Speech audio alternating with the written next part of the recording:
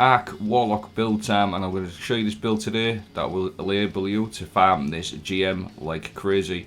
The Fallen Saber, and this build you're going to absolutely rinse all the champions and the boss in this strike very easily. Arc Warlock, like I said, all based around Geomag Stabilizers and the Chaos Reach. So this is what Geomag Stabilizers do. Damaging targets with Chaos Reach extends its duration. So keep on target, it's just going to extend the duration. As long as you run that with the Chaos Reach, it unleashes a large channeling beam of concentrated arc energies. It sustains damage and it also jolts targets at their position the longer you stay on target. So it works perfectly together.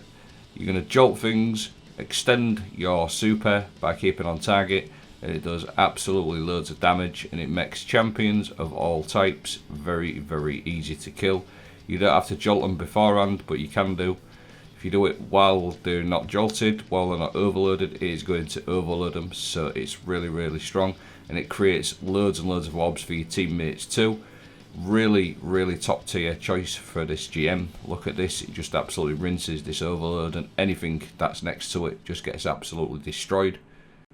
Next, the weapons. Path of least resistance. The arc trace rifle or a trace rifle is going to work perfectly with this one. This one I crafted. It's got a vault shot on there. Whenever you kill something, reload, it's going to jolt the target. So I did do a video on this not so long back with this exact rule. So vault shot is a really good one. And the other one that I like to pair with this one is shoot to loot. Because shoot to loot got changed, it also picks up orbs now, as well as ammo. And these two work perfectly together. Like I said, I did do a video on this, and I've kept this in my vault for situations like this. Just being able to jolt, overload like that, because it's trace rifle, you're going to see I've got the kill, and that jolting effect is going to cause the overload, because jolting effect does affect overload champions. And then on top of that, you've got your shoot to loot to go, just for sticky situations. You don't want to be running out, so it's a great little combo to run. And not only that, it is absolutely brilliant for overload champions, as it is overload trace rifles this season. So we've got overload from the actual trace rifle, and we've also got overload from the jolting effect from vault shot. Wish Ender is another primary to run with this one. Wish Ender is absolutely crazy. It's so good for barrier champions. It makes barrier champions super easy.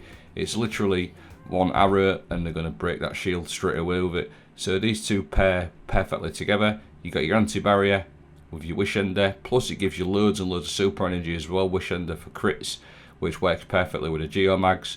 And on top of that, we've got our Path of least resistance for ammo or orbs that you can't get, plus all the jolting. So it's a perfect little combo. Grenades, I would definitely run Storm Grenade. These things do loads of damage, and if you pair it with the Fragment Spark of Shock, all your arc grenades are going to jolt targets.